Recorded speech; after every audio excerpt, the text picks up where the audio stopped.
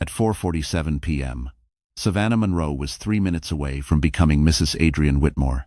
The bridal suite at the Plaza Hotel shimmered with soft chandelier light, white orchids, and the low hum of excited bridesmaids steaming silk dresses. Outside the tall Manhattan windows, the late afternoon sun burned gold against Fifth Avenue. Everything looked exactly like the luxury wedding Savannah had spent 14 months and nearly every dollar she owned creating. But the Tiffany pearl earring missing from her left ear changed everything.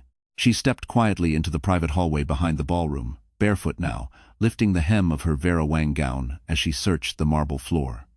Then she heard Adrian's voice, low, urgent, hidden behind a half-closed service door. "Yes," he whispered into his iPhone. "After the ceremony, Eleanor releases the transfer. Savannah signs the final documents tonight. She still has no idea." Savannah stopped breathing. Then came a woman's voice through the speaker, smooth, amused, unmistakably intimate. "Celeste, the poor thing really thinks this is love." Adrian gave a soft laugh Savannah had never heard before. "By midnight, the property is ours." The hallway seemed to tilt beneath her feet. Her fingers gripped the cold wall for balance.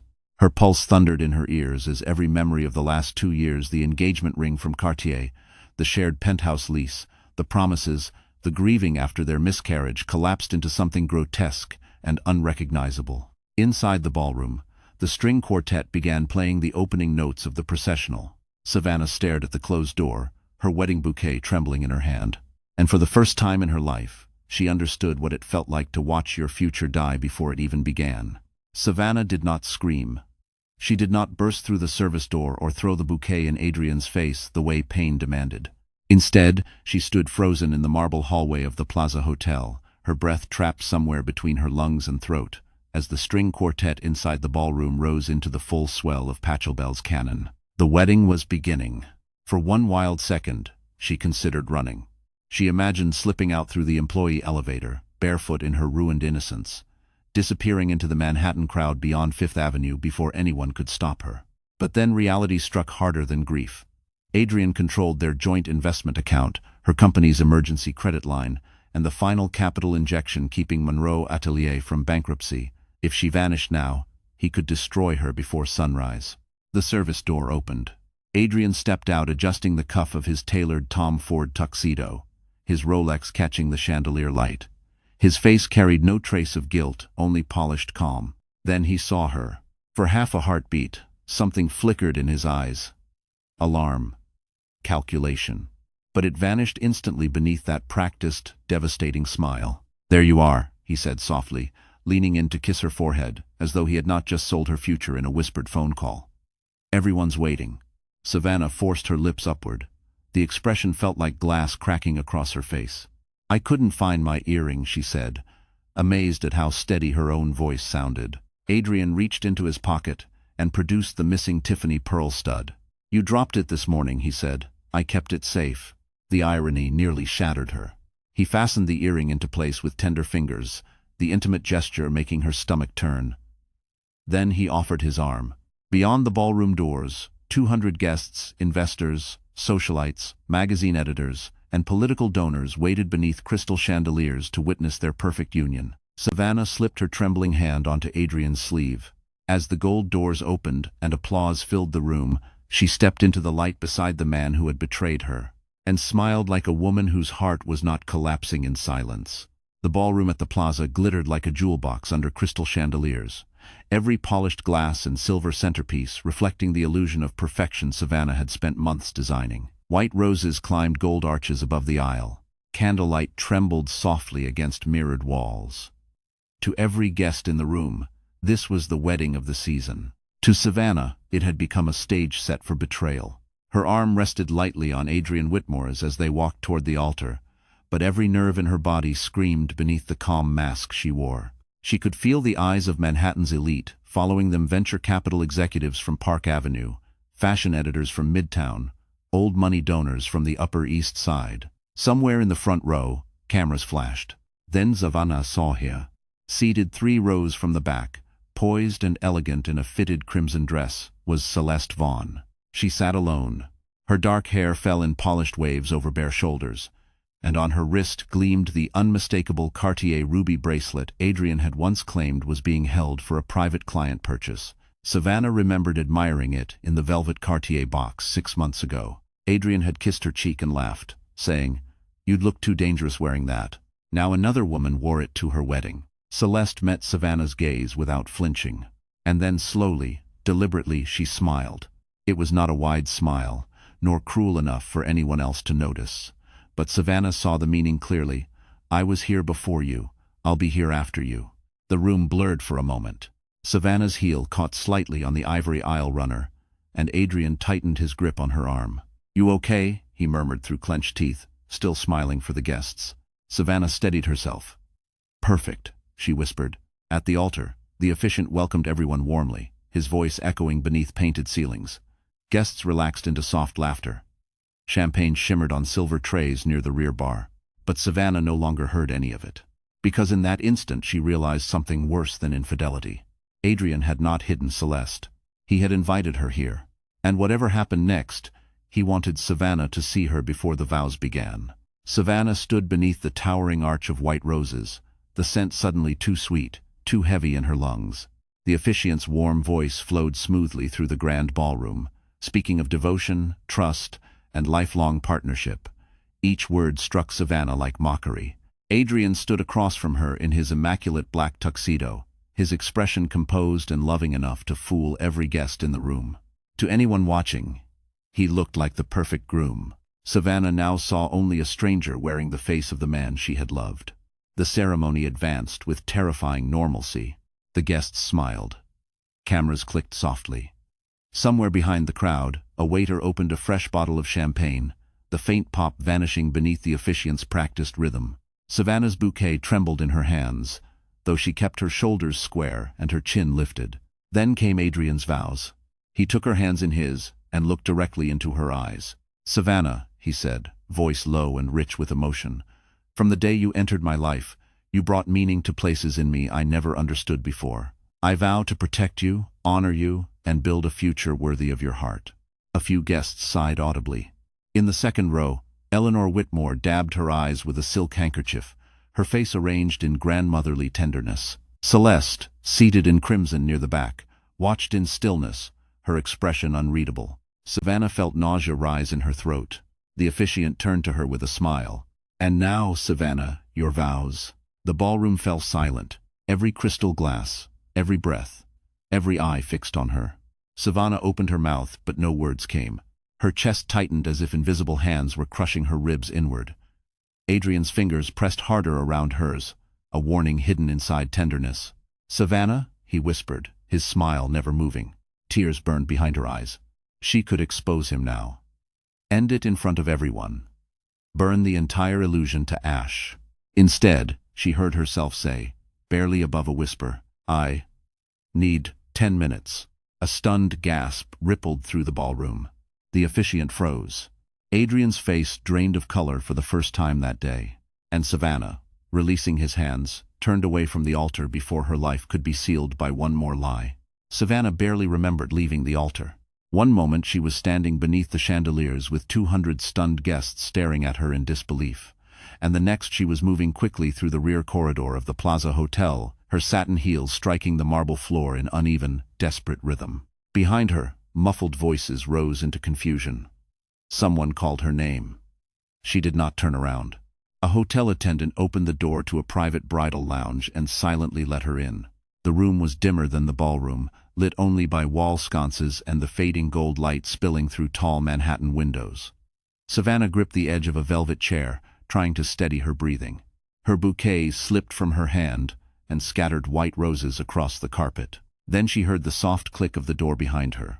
Eleanor Whitmore entered.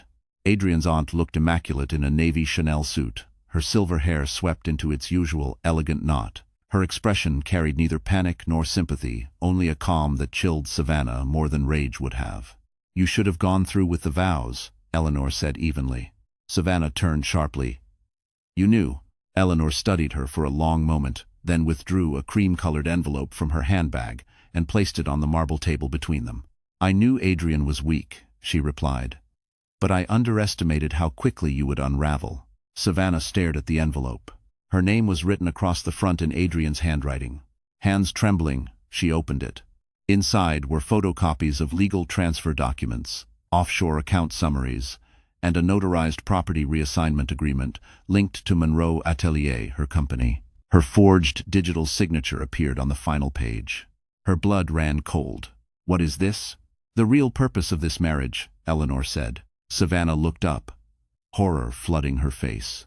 Eleanor's voice remained smooth and clinical. "By midnight, once your vows were complete, Adrian would gain controlling authority over your design firm's assets and transfer liability for the Whitmore redevelopment fraud into your name." Savannah staggered backward as the truth hit her. She had never been the bride. She had been the scapegoat. And now, somewhere beyond those walls, Adrian was realizing she knew everything. Savannah gripped the edge of the marble table until her knuckles turned white. The forged documents trembled in her hands as Eleanor Whitmore stood before her with the cold composure of a woman discussing quarterly earnings rather than the destruction of another human life. Outside the private lounge, the muffled noise of wedding guests swelled and faded like distant surf, unaware that the bride's entire reality had just been ripped apart. Savannah forced herself to breathe. "This can't be legal," she said, her voice raw. "My signature was forged." Eleanor gave a faint smile, almost pitying. "Not entirely forged," she said. "You signed enough preliminary partnership documents over the past year to make the transfer sequence appear valid once the marriage certificate activated the prenuptial clause." Savannah stared at her. "The prenup?" "Yes," Eleanor replied. "Section 9. The clause Adrian insisted was merely estate protection." Savannah's knees weakened. She remembered signing the thick packet in Adrian's Park Avenue office 6 weeks earlier, exhausted after a 12-hour design presentation, trusting his reassurance when he said the lawyers had simplified everything. She had skimmed the pages, but never imagined the contract concealed a mechanism that would convert her minority stake in Monroe Atelier into collateral under Whitmore Capital's redevelopment shell corporation. "If I had finished the vows," Savannah whispered. "By the time champagne was served," Eleanor said, "your company would have legally absorbed the liability for the fraudulent hotel acquisition in Tribeca." Savannah felt sick. That project, the luxury redevelopment tied to a future Ritz-Carlton partnership, had been under federal quiet review for months. If fraud charges surfaced under her company's name, Monroe Atelier would collapse instantly. Her accounts would freeze. Her business license could be revoked. And Adrian would walk away untouched. Savannah's pulse thundered in her ears. "Why are you telling me this?" she demanded. For the first time, Eleanor's expression hardened. "Because Adrian made one fatal mistake," she said. "He allowed emotion to complicate execution." Celeste was supposed to remain discreet. The phone call was reckless. Savannah narrowed her eyes. "You're turning on him." Eleanor stepped closer, voice low and icy. "No, Savannah. I'm preserving the family empire." Then the lounge door handle began to turn, and Adrian's voice came from the other side. "Savannah, open this door." The brass handle rattled again. "Savannah," Adrian called from the hallway, his voice controlled but sharper now, stripped of the warm charm he had worn at the altar. "We need to fix this before people start talking." Inside the lounge, Savannah's pulse pounded so hard she could barely hear herself think. Eleanor Whitmore calmly collected the scattered documents from the marble table and slid them back into the cream envelope, as if nothing extraordinary had happened. Her expression returned to polished indifference. "Do not mention my involvement," she said quietly. "Whatever happens next, Adrian must believe this collapse is his alone." Savannah stared at her in disbelief. "You expect me to protect you?" Eleanor gave her a thin, unreadable smile. "I expect you to survive." Before Savannah could answer, Eleanor crossed the room, opened a concealed side exit, and disappeared into the adjoining corridor just seconds before the main door swung inward. Adrian entered. His jaw was tight. His tuxedo collar slightly loosened now, the first visible crack in his perfect exterior. He closed the door behind him and lowered his voice. "What are you doing?" Savannah stepped backward instinctively, clutching the envelope behind her back. "What am I doing?" she repeated, stunned by his audacity. Adrian approached her slowly, palms raised in false calm. "You embarrassed me in front of everyone," he said. "If this is about Celeste, let me explain." A sudden knock interrupted him. The door opened again before Adrian could respond. Miles Harper stepped inside carrying a compact camera rig over one shoulder. Savannah froze. She had not seen Miles in 11 years, not since college in Chicago, before ambition and heartbreak pulled them into separate lives. He looked older now, broader in the shoulders, his dark suit slightly wrinkled from hours of filming, but his eyes were unchanged, steady, observant, impossible to fool. "I was told the bride needed air," Miles said evenly. Adrian turned sharply. "This is private." Miles ignored him and looked only at Savannah. In that single glance, he read everything: her trembling hands, her pale face, the shattered silence in her eyes. Without asking questions, he set down the camera bag, crossed to the sideboard, and poured her a glass of water. Savannah took it with shaking fingers. And in a room full of lies, schemes, and betrayal, the quiet kindness of the one man who expected nothing from her nearly made her break down for real. Savannah stood motionless in the bridal lounge, the cold glass of water trembling in her hand as Miles Harper's quiet presence steadied the chaos threatening to swallow her whole. Adrian's expression darkened the moment he recognized him. "What is he doing in here?" Adrian demanded. Miles remained calm, slipping one hand into his pocket as though confronting furious grooms in luxury hotels was part of his normal workday. "I'm the wedding cinematographer," he said evenly, and the bride looked like she needed someone who wasn't lying to her. The words landed like a slap. Adrian took one threatening step forward, but Savannah raised her hand sharply. "Don't," she said. The authority in her voice stopped both men. For several long seconds, the room fell silent except for the distant murmur of confused guests still waiting beyond the ballroom walls. Savannah lowered the glass onto the marble table and stared at her reflection in the gilded mirror across the room. Her mascara remained flawless. Her Vera Wang gown still shimmered beneath the sconces, though she no longer felt like a bride inside it. She felt like bait that had survived the trap. Then a thought came to her, clear, dangerous, and strangely calm. If she ran now, Adrian and Eleanor would regroup.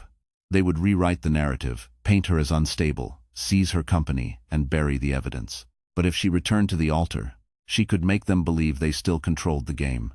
Savannah reached for the lipstick tube lying beside her bouquet and carefully reapplied the soft rose color to her lips. The gesture was slow, deliberate, almost ceremonial. Miles watched her through the mirror. "What are you planning?" he asked quietly. Savannah met his eyes in the reflection. "To let them think they've won." Adrian's face tightened. "Savannah, be reasonable." She turned to him with a smile so composed it unsettled even him. "Reasonable?" she said softly. "That's exactly what I'm about to be." She slipped the cream envelope into the hidden fold of her gown and lifted her bouquet from the floor. Then, she placed her trembling hand on Adrian's arm once more. Outside, the ballroom doors reopened, and beneath chandeliers blazing like stage lights, Savannah Monroe walked back toward the altar beside the man she now intended to destroy in front of everyone. When Savannah re-entered the ballroom on Adrian Whitmore's arm, the entire room rose into relieved applause. The tension that had choked the air moments earlier dissolved into nervous laughter, clinking champagne flutes, and whispered reassurances among guests, eager to believe the interruption had been nothing more than bridal nerves. Crystal chandeliers bathed the grand hall in golden light, and the string quartet resumed playing as though the evening could still be saved. Savannah walked with perfect poise. Only Miles, standing beside the rear AV control station near the floral arch, noticed the barely visible signal she gave him, a slight lowering of her bouquet toward her right hip, the sign they had agreed on less than 3 minutes earlier. At the altar, Adrian squeezed her hand, his smile restored for the audience. "There," he whispered through clenched teeth. "Let's finish this." Savannah turned toward the officiant. The elderly minister, visibly shaken but eager to recover order, cleared his throat and resumed. "Shall we continue?" Savannah nodded. "Yes," she said calmly. "But first, before I say my vows, there's something everyone here deserves to hear." A murmur rippled through the guests. Adrian's grip tightened instantly. "Savannah," he warned under his breath. She gently pulled her hand free. At the back of the ballroom, the giant projection screens above the orchestra platform flickered to life. For one suspended second, only static filled the room. Then Adrian's voice thundered through the speakers. "Yes," the recording said clearly. "After the ceremony, Eleanor releases the transfer. Savannah signs the final documents tonight. She still has no idea." Gasps erupted across the ballroom. Then Celeste's voice followed, smooth and mocking. "The poor thing really thinks this is love." Silence shattered into chaos. Guests turned in disbelief toward Adrian. Several rose from their chairs. Champagne glasses froze midair. Eleanor Whitmore's face drained of color in the second row. Adrian lunged toward the AV station. Turn that off. But Miles had already locked the playback feed. Savannah stepped back from the altar, her voice ringing clear across the stunned ballroom. You invited your mistress to my wedding, she said, staring directly at Adrian, and planned to make me sign away my company before the cake was cut. Celeste stood abruptly in the back row, and for the first time that evening, Adrian Whitmore looked truly afraid. For 3 long seconds after the recording ended, no one in the Plaza ballroom moved. The silence felt unnatural, thick, electric, stunned as if 200 guests had forgotten how to breathe at once. Then the room exploded into noise. Whispers crashed into shouts, chairs scraped against polished floors. Reporters from society magazines, invited to cover Manhattan's most anticipated wedding of the season, began raising phones and cameras toward the altar. The string quartet stopped mid-measure, bows frozen over strings. At the back of the ballroom, Celeste Vaughn turned and headed quickly toward the side exit, but she never reached it. Sit down, Celeste. The voice cut through the chaos like steel. Eleanor Whitmore had risen from her chair. The older woman's commanding tone stopped half the room cold. Celeste halted in crimson heels near the doorway, slowly turning back toward the crowd. For the first time all evening, her polished confidence had cracked. Her face had gone pale beneath the ballroom lights.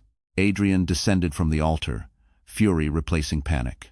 Eleanor, don't do this, he snapped. But Eleanor ignored him. She stepped into the center aisle with terrifying composure and faced the guests as if addressing a board meeting. Since the deception has become public, she said evenly, there is no reason to protect unnecessary participants. Celeste stared at her in disbelief. You said I'd be protected. Eleanor's expression did not change. You accepted gifts purchased through diverted funds from Monroe Atelier, she said, including the Cartier bracelet on your wrist, paid for through Savannah Monroe's corporate account. A collective gasp swept the room. All eyes dropped to the ruby bracelet gleaming against Celeste's skin. Savannah felt a cold wave of realization pass through her. That bracelet had not merely symbolized betrayal, it had been bought with stolen money from her own business. Celeste yanked at the clasp, trying to remove it, but her shaking fingers failed. This wasn't my plan, she cried, glaring toward Adrian. He told me the company transfers were legal. Adrian's face hardened into something vicious. Stop talking. Celeste laughed bitterly, her voice rising. Oh, now you want silence? She lifted her chin and faced the crowd. He forged more than signatures, she said. And if I'm going down, Adrian Whitmore is coming with me. The ballroom fell silent again, because everyone understood the scandal had just become much bigger than adultery. The ballroom, once arranged for vows and celebration, had become a battlefield of shattered reputations. Adrian Whitmore stood in the center aisle beneath the chandeliers, his polished image collapsing in real time as whispers spread like wildfire through the crowd. The same elite investors and legal executives who had toasted him an hour earlier were now stepping away as though scandal itself were contagious. Celeste's accusation hung in the air like smoke. He forged more than signatures. Adrian's face twisted with rage. That's a lie, he barked, turning toward the guests with both hands raised. This is extortion. Savannah is emotional. Celeste is unstable. And whatever recording you heard was taken out of context. The desperation in his voice made the words brittle. He strode toward the orchestra platform and snatched the wireless microphone from its stand. Ladies and gentlemen, he said loudly, forcing a strained smile, I assure you this misunderstanding will be handled privately. My fiancé is under considerable emotional stress. Femme fiancée. The new voice came from the front row. All heads turned. A tall, silver-haired man in a charcoal Brioni suit rose slowly from his seat beside the Park Avenue legal delegation. It was Leonard Grayson, senior managing partner of Grayson, Bell and Hunt, the law firm representing Whitmore Capital in multiple federal redevelopment contracts. His expression was grim. Adrian, Leonard said, effective immediately, you are suspended from all legal and fiduciary authority pending internal investigation. A sharp wave of murmurs surged through the ballroom. Adrian stared at him in disbelief. You can't do that here. Leonard's gaze remained cold. I can, he replied, because federal investigators contacted our office this afternoon regarding forged redevelopment filings linked to Monroe Atelier. Savannah's breath caught. The investigation had already begun. Adrian looked around wildly, searching for support, but found none. Even Eleanor had stepped back into silence, distancing herself from the wreckage. Then 2 hotel security officers entered through the side doors. Not police yet, but their presence was enough. Adrian's grip on the microphone loosened, and it slipped from his hand, crashing against the marble floor with a shrill burst of feedback. In front of 200 witnesses, the golden groom of Manhattan's elite wedding season stood exposed, disgraced, and utterly alone. And Savannah, still in her wedding gown, watched the empire built on her betrayal begin to collapse exactly as it deserved. By the time Savannah returned to the Central Park West penthouse, Manhattan had gone dark beneath cold sheets of rain. The limousine arranged for the bride and groom had dropped her alone beneath the tower's private awning just after midnight. No reporters had followed, no wedding guests had called. The city, indifferent and glittering beyond the storm, carried on as if her life had not detonated beneath crystal chandeliers only hours before.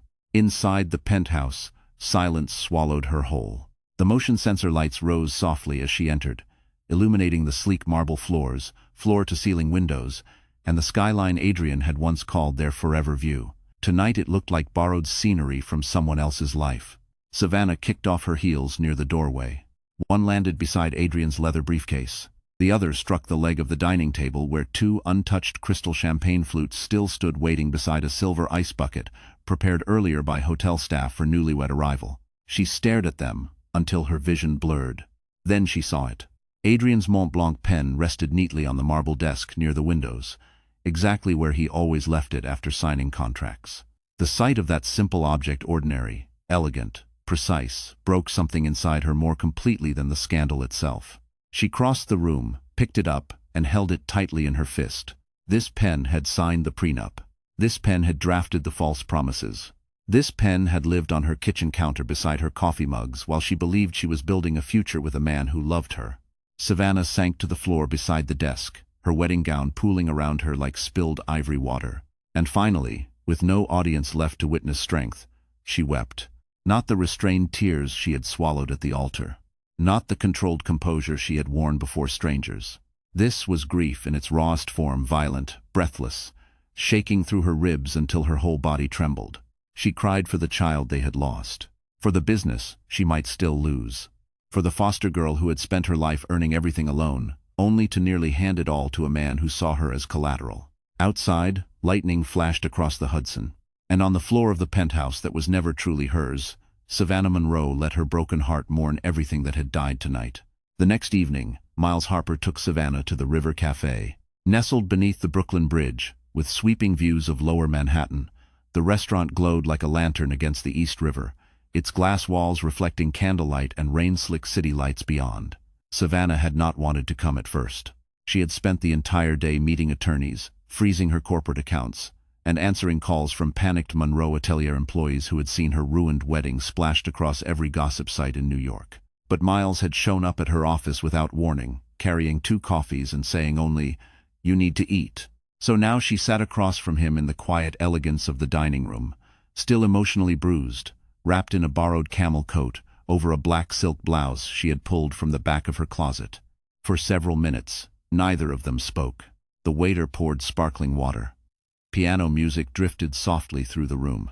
Savannah stared out at the Manhattan skyline. "Do you know what hurts most?" she asked finally. Miles did not interrupt. "I keep replaying every memory," she said, voice unsteady. "Every dinner, every promise, every ordinary morning, wondering how much of it was real." Miles folded his hands together on the table. "Some of it probably was," he said gently. "People like Adrian mix truth into lies. That's how they make betrayal believable." Savannah lowered her eyes, fighting tears. "I almost married him." Miles leaned forward, his expression steady and open in the candlelight. "Savannah," he said quietly, "you stopped yourself before he destroyed you.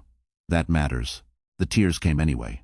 She covered her mouth as her shoulders shook, humiliated by how fragile she still felt. But Miles said nothing dramatic, offered no hollow reassurance. He simply reached across the table and held her hand until her breathing steadied. Then, after a long silence, he said the one thing she never expected. "I never stopped loving you." Savannah looked up sharply. Miles gave a sad, almost apologetic smile. "I'm not saying that to ask for anything," he said. "You don't owe me an answer. I just couldn't sit across from you tonight and keep pretending I never felt it." Savannah began crying again. because after a lifetime of deception, honest love sounded almost unbearable. At 8:12 the next morning, Savannah's attorney called while she was still sitting in Miles's car outside her Soho design office. Rain streaked the windshield in thin silver lines, blurring the Manhattan traffic into shifting ribbons of light. Savannah had barely slept. Miles had insisted on driving her home after dinner at the River Cafe, and neither of them had spoken much after his confession. The silence between them had not felt awkward, only fragile, as if something honest had finally entered a life built too long on falsehood. Her phone vibrated again. She answered immediately. "It's Celeste," said attorney Miriam Klein without preamble. "She wants immunity negotiations." Savannah straightened in her seat. "What changed?" "A pause." Then Miriam said, "Eleanor betrayed her." 40 minutes later, Savannah sat in a private conference room at Klein and Mercer Legal on Lexington Avenue, staring across a polished walnut table at the woman in red who had nearly destroyed her life. Celeste Vaughn looked nothing like the poised mistress from the wedding ballroom. Her hair was tied back hastily, her makeup absent, her eyes shadowed with exhaustion. The Cartier ruby bracelet was gone. "I didn't know Adrian planned to frame you completely," Celeste said flatly. "I knew about the affair. I knew about the property transfer. But Eleanor promised Adrian would inherit Whitmore Capital after the marriage, and that I'd be taken care of." Savannah folded her arms. "And now?" Celeste gave a bitter laugh. "Now I know Eleanor was lying to both of us." She slid a flash drive across the table. Inside were encrypted copies of Adrian's offshore ledgers, Shell Corporation registrations, forged prenup amendments, and private voice memos discussing fraudulent redevelopment transfers tied to Monroe Atelier. Savannah stared at the drive. "This is enough to bury him." Celeste nodded once. "There's more," she said quietly. "Adrian also forged digital access through your MacBook login credentials 6 months ago. He used your company cloud signature to authorize false architectural invoices." Savannah felt the room tilt. That meant Adrian's fraud trail was deeper than she imagined. "Why give me this?" Savannah asked. Celeste's expression hardened. "Because Adrian chose Eleanor over me," she said. "And if I'm losing everything, he loses everything too." For the second time in 2 days, Savannah watched an empire begin collapsing from betrayal, inside betrayal. Only now, the people destroying Adrian were his own. That evening, Eleanor Whitmore requested to meet Savannah alone. The message arrived through Miriam Klein's office with no explanation, only a location and time. 7:30 p.m., the Whitmore family townhouse overlooking Gramercy Park. Savannah almost refused. After everything Eleanor had orchestrated, stepping willingly into the woman's home felt like walking into the center of the storm that had nearly destroyed her life. But Savannah went. Because buried inside rage was one question she could no longer ignore. Why? The townhouse was silent when she arrived, lit only by amber lamps and the muted glow of city light through tall antique windows. A housekeeper led her into a library, lined with leather-bound books and portraits of stern Whitmore ancestors staring down from gilded frames. Eleanor sat beside the fireplace, dressed in charcoal silk, a crystal glass of untouched bourbon on the table beside her. For the first time since the wedding, she looked old. "Sit," Eleanor said quietly. Savannah remained standing. "You ruined my life," she said. Eleanor gave a faint nod, accepting the accusation without defense. "Yes," she replied. "But Adrian ruined his long before he met you." Savannah said nothing. Eleanor folded her hands in her lap, eyes fixed on the fire. "Adrian's father taught him that affection is leverage," she said. "Every kindness had a price. Every relationship was a transaction." By 12, Adrian had already learned that love was weakness unless it could be monetized. Savannah felt anger mix with something colder understanding she had never wanted. "That explains him," she said. "It doesn't excuse him." "No," Eleanor agreed. "It does not." A heavy silence settled between them. Then Eleanor reached into a drawer beside her chair and removed a worn leather folder. Inside were decades-old trust records, property deeds, and handwritten investment contracts. Savannah's breath caught when she saw the signature on the first page. "Margaret Monroe." "My grandmother?" Eleanor looked up. "Your biological grandmother," she said. She was co-founder of the original Manhattan Harbor Trust Redevelopment Fund. Whitmore Capital buried her equity after her death. Savannah stared in shock. "You stole her ownership." Eleanor's voice remained steady, but something in it cracked. "Yes," she said, "and Adrian intended to steal yours too." Savannah closed the folder slowly, realizing the truth had grown far larger than betrayal. What Adrian tried to take from her had belonged to her family all along. 3 days after the wedding that never happened, Adrian Whitmore arrived at the federal courthouse in Lower Manhattan without an entourage. Gone were the polished press statements, the chauffeured Mercedes, the tailored confidence that had once made him seem untouchable in every Park Avenue boardroom. He stepped from a yellow taxi in a plain navy overcoat, his tie slightly crooked, his face pale beneath the harsh gray light of morning. The cameras were waiting. News crews crowded behind barricades outside the courthouse steps, microphones raised as reporters shouted his name. Financial blogs had already published leaked excerpts from Celeste Vaughn's evidence files before sunrise, and the story had spread across every major business outlet in New York. Whitmore Capital Fraud Probe. Forgery conspiracy tied to luxury redevelopment shell companies. Runaway bride exposes billion-dollar scheme. Savannah stood across the street beneath the stone awning of a coffee shop, watching in silence beside Miriam Klein and Miles Harper. She wore a charcoal wool coat over a cream blouse, her hair pulled back neatly, no trace left of the devastated bride who had collapsed on her penthouse floor days earlier. In her gloved hand she held the leather folder Eleanor had surrendered the documents proving her grandmother's original trust stake.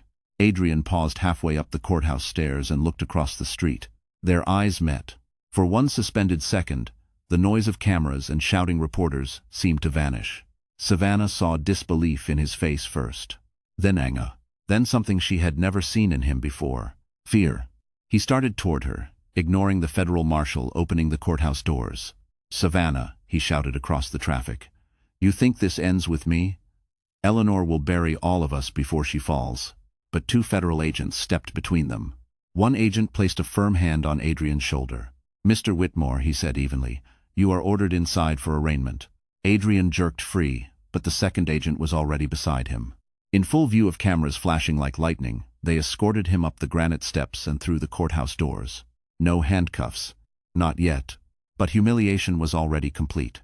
Savannah exhaled slowly, feeling no triumph, only the strange, hollow clarity that comes when justice begins at last to move in the open. And as Adrian disappeared behind the heavy bronze doors, she understood something final. For the first time in his life, he could not charm his way out. 6 weeks after Adrian Whitmore's arraignment, Savannah Monroe unlocked the glass doors of her new office on Madison Avenue and stepped into the future she had nearly lost.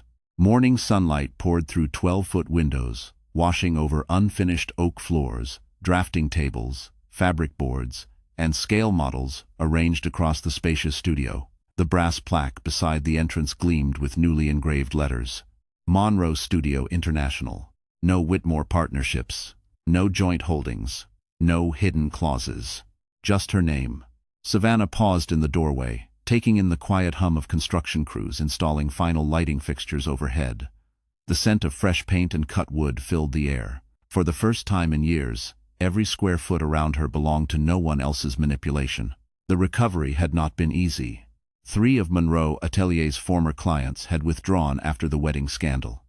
Federal investigators had frozen several linked accounts before clearing her from all liability. She had spent sleepless nights rebuilding vendor contracts, restructuring payroll, and defending her reputation in meetings where men in tailored suits still looked at her as though betrayal had made her fragile. But then came the turning point. 2 days earlier, Savannah signed the redevelopment contract that changed everything. Monroe Studio International had been selected as lead interior design firm for the new Ritz-Carlton Harbor Tower project in Tribeca, the same luxury property Adrian had tried to steal through fraud. And now it would open under her vision. Her phone buzzed. A message from Miriam Klein. "Court-approved release of your grandmother's trust equity this morning. The ownership transfer is complete. Congratulations, you are officially a shareholder." Savannah closed her eyes briefly, overwhelmed. The hidden inheritance from Margaret Monroe had become real. A lawful stake in one of Manhattan's most valuable redevelopment trusts, restored after decades buried under Whitmore corruption. Behind her, the office door opened. Miles entered carrying 2 Starbucks coffees and a flat white pastry box tucked beneath one arm. "I figured empire builders forget breakfast," he said. Savannah smiled as he handed her the cup. She walked to the window overlooking midtown traffic, coffee warm in her hands, the skyline shining beyond glass towers.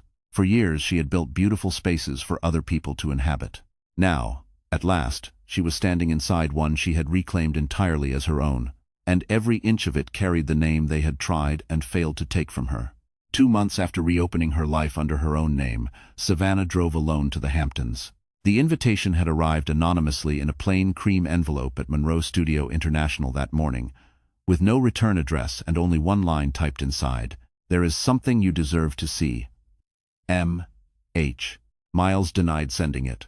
By sunset, Savannah found herself standing outside the Whitmore family's shuttered beach estate in East Hampton, the Atlantic wind whipping through the dunes and rattling the weathered cedar shutters of a house that now sat dark and unsold under federal asset seizure. The front gate had been left unlocked. Inside, the mansion felt abandoned in a way luxury homes rarely do: cold marble foyers, furniture draped in white linen sheets, the faint smell of salt and dust in empty halls. On the grand piano in the drawing room sat a single sealed envelope bearing her name in Adrian's handwriting. Savannah did not need to open it to recognize the sharp, deliberate script. She carried it into the library overlooking the ocean and sat before the stone fireplace where embers still glowed faintly from a caretaker's earlier visit. For several minutes, she simply stared at the letter. Then she opened it. Inside was a handwritten confession, dated the morning of their wedding. "Savannah, there are things I should have told you before today. I almost chose differently. I almost walked away from Eleanor's arrangement. But I have lived too long inside the machinery of what my family built, and I no longer know how to be honest without losing everything." The rest blurred as Savannah's eyes filled with tears, not from grief, but from anger sharpened by clarity. Even now, Adrian wrote as though his betrayal were tragedy rather than choice, as though conscience deserved applause because it arrived too late. Savannah folded the pages carefully and rose. She placed the letter into the fireplace. The paper caught slowly, curling black at the edges before flames consumed Adrian's final attempt to rewrite himself as a man divided by regret instead of greed. Outside, twilight deepened over the Atlantic. Savannah stood until the last ash collapsed into ember dust. Then she turned from the fire, walked out of the Whitmore estate without looking back, and locked the front door behind her. Some endings, she understood now, do not require forgiveness, only the strength to leave ashes where they belong. By December, Manhattan had turned silver with winter. The city that had once witnessed Savannah Monroe's public humiliation now glittered beneath holiday lights strung across Fifth Avenue, storefront windows dressed in gold ribbon and crystal snowflakes. Crowds filled the sidewalks with scarves, shopping bags, and steaming coffee cups, moving through the cold with that unmistakable New York urgency that never paused for heartbreak. Savannah no longer moved through it like a wounded woman. The Ritz-Carlton Harbor Tower project had entered final design approval, Monroe Studio International was expanding into Los Angeles, and the last of the federal inquiries tied to Whitmore Capital had officially cleared her name. Adrian remained under indictment.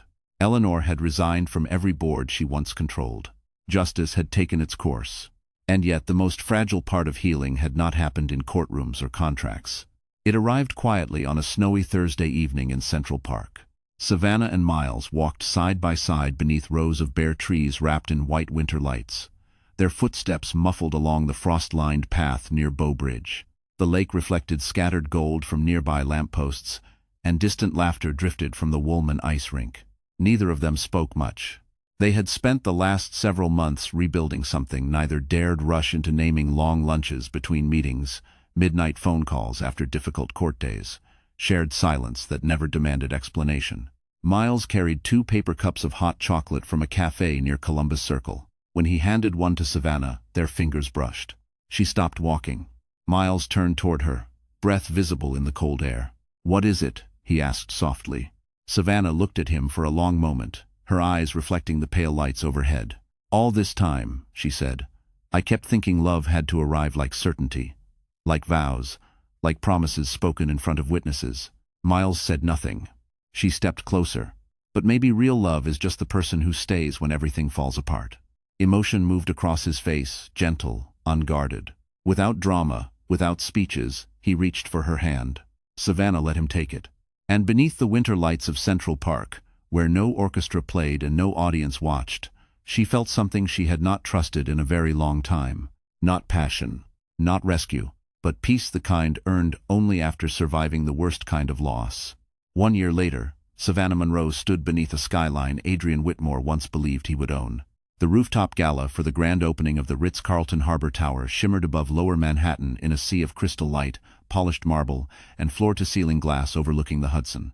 Investors, architects, city officials, and press gathered beneath heated lantern canopies as cameras flashed around the woman whose name now stood engraved beside the building's entrance as lead visionary designer and equity partner. Savannah wore black silk tonight, not white. A fitted evening gown, elegant and unadorned, left one wrist bare except for a single diamond bracelet Judge Rebecca Sloan had given her after the final court ruling restored her grandmother's trust holdings. It was the only piece of jewelry Savannah wore, a quiet symbol of justice reclaimed, not inherited. Across the terrace, Miles stood near the champagne bar, speaking with developers from Los Angeles, his eyes finding hers through the crowd with the same steady warmth that had carried her through every ruin and rebuilding. Then a reporter approached. "Miss Monroe," she asked, microphone raised, "after everything that happened last year, do you ever regret stopping that wedding?" The terrace seemed to pause around her. Savannah looked past the cameras toward the glowing Manhattan skyline, where the city stretched endless and alive beyond the river. Across the street below, near the edge of the plaza entrance, she noticed a familiar figure exiting a probation office in plain gray wool. Adrian. No escorts, no press attention, no power. Just another disgraced man swallowed by a city too busy to remember fallen kings. Savannah turned back to the reporter and smiled, not with bitterness, but with the calm of someone who had already survived the worst thing meant to destroy her. "No," she said clearly. "I only regret how close I came to saying yes." The answer drew quiet laughter, then applause. As cameras flashed, Miles crossed the terrace and took her hand. Together they walked toward the illuminated glass doors of the tower she now co-owned, entering the building built from the ruins of betrayal and truth. Behind her, the city lights burned brighter than ever, and Savannah Monroe, once the bride abandoned at the altar of deception, stepped fully into the life that had been waiting on the other side of refusal, a life finally, completely, her own. And so, this story comes to a close. My dear friends, if you're still here with me right now, then maybe something in Savannah's journey has touched your heart in a very personal way. Maybe you've also known what it feels like to trust the wrong person, to watch something you believed in fall apart, or to stand at the edge of a painful truth and choose courage anyway. What Savannah teaches us is something deeply human. Sometimes the greatest act of love is not holding on, it is walking away from what is breaking you. The Stoic philosopher Marcus Aurelius once wrote, "You have power over your mind, not outside events. Realize this, and you will find strength." Healing begins the moment we stop trying to control betrayal and start reclaiming ourselves. Pain may wound us, but it can also refine us into wiser, stronger people. Life does not always reward us immediately, but truth has a quiet way of restoring what deception steals. Sometimes losing the life you planned is the only path toward the life you truly deserve. If this story meant something to you, please like, share, and subscribe to the channel so we can keep bringing you stories that heal, inspire, and remind us all, even after heartbreak, there is still a future worth walking toward.